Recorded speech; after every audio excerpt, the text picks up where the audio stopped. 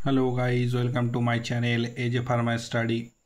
आज हम बात करेंगे डिप्लोमा फार्मेसी सेकेंड ईयर का बायोकेमिस्ट्री एंड क्लिनिकल पैथोलॉजी का जो सब्जेक्ट है, तो उसमें एक इम्पोर्टेंट चैप्टर है erythrocytes and abnormal cells and their significance.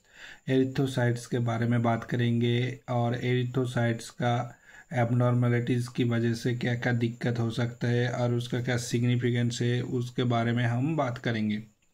तो ये जो एरिथ्रोसाइट्स है, इसका और एक नाम से हम पहचानते हैं, उसका नाम है क्या? आरबीसी।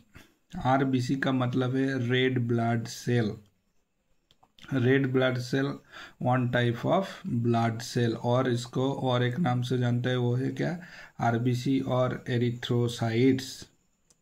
तो ये जो आरबीसी है, इसका जो बॉडी में सीबीएसई करेंगे हम, अगर ब्लड का काउंट करेंगे तो आरबीसी का अमाउंट मेल में रहता है 6.7 to 6 मिलियन पर mule and 4.2 to 5.4 million female. तो ये है रेशियो मेल और फीमेल का, इस अमाउंट में आरबीसी प्रेजेंट रहता है। और जो आरबीसी है, इसका लाइफ पीरियड है 120 डेज तक जीवित रहती है, फिर ये डाइड हो जाते हैं, फिर और डिस्ट्रॉय हो जाता है। तो आरबीसी और एरिथ्रोसाइट का लाइफ पीरियड है 120 डेज।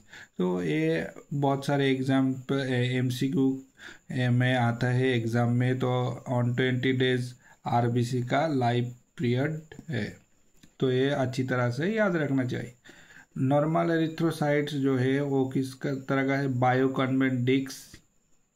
इसमें न्यूक्लियस प्रेजेंट नहीं है, और इसमें क्या प्रेजेंट है?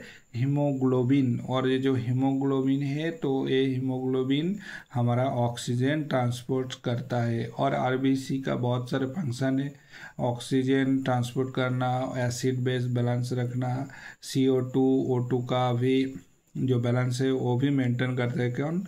आरबीसी। अब हम देखेंगे abnormal erythrocytes and their significance.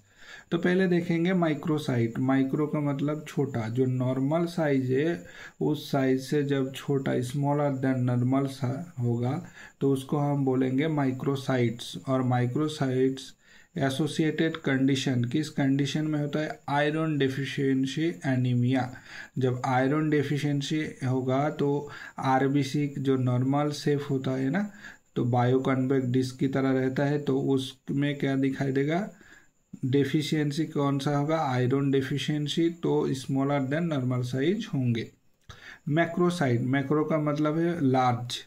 तो जब नॉर्मल साइज से लार्जर होंगे तो उसको हम बोलेंगे मैक्रोसाइट्स। और इसमें होगा क्या? विटामिन B12 और फोलेट डेफिशिएंसी की वजह से होगा। तो मैक्रोसाइट किसके वजह से होंगे? विटामिन B12 और folate deficiency. Spherocytes spherical shape होंगे, नॉर्मल साइज नहीं होंगे, स्फेरिकल टाइप का होगा। और एक किसमें होगा? एक hereditary spherocytosis, autoimmune haemolytic anaemia. तो हीमोलाइटिक एनीमिया होंगे। टारगेटेड सेट बुल्से एफियरेंस होंगे, इसमें क्या का कंडीशन में होगा? थैलासेमिया और liver disease. Schistocytes fragmented cell, fragmented cell होंगे, नॉर्मल शेप का नहीं होंगे, तो वो होगा क्या? सिस्टोसाइट्स। और ए होता है किसके लिए? हीमोलाइसिस। और हीमोलाइसिस का मतलब है, लाइसिस का मतलब ब्रेकडाउन होगा किसका? ब्लड का। सिकल सेल की तरह जब होंगे क्रेसेंट शेप, तो नॉर्मल शेप नहीं होगा, सिकल टाइप सेल टाइप का होगा, तो उसको बोलेंगे सिकल सेल्स।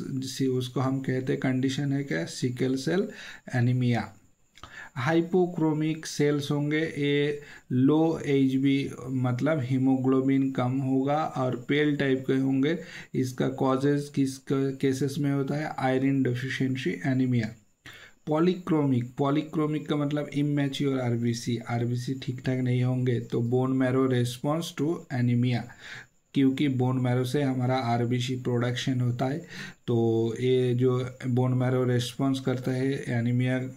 और एनीमिया जो टर्म है ना, इसको याद रखें। एनीमिया कंडीशन जब होंगे तब हीमोग्लोबिन का जो नॉर्मल रेंज है 13, तो उसमें से उस रेंज लेवल से कम होंगे हीमोग्लोबिन का लेवल, और तो क्या होंगे, हमारा ऑक्सीजन सपोर्ट ठीक ठाक नहीं होंगे और हीमोग्लोबिन का भी लाइसिस होंगे, हीमोलाइसिस होंगे, तो उसको हम कहते हैं एनीमिक कंडीशन। तो हमारा सांस कष्ट भी होंगे, तो उस कंडीशन को हम कहते हैं एनीमिया।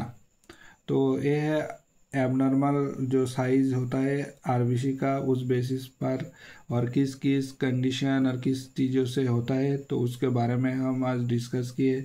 आज के लिए इतना ही। मेरे चैनल्स को आप लोग प्लीज़ सब्सक्राइब करने में मत भूलिए और अपने दोस्तों के साथ शेयर भी कीजिए। Thank you.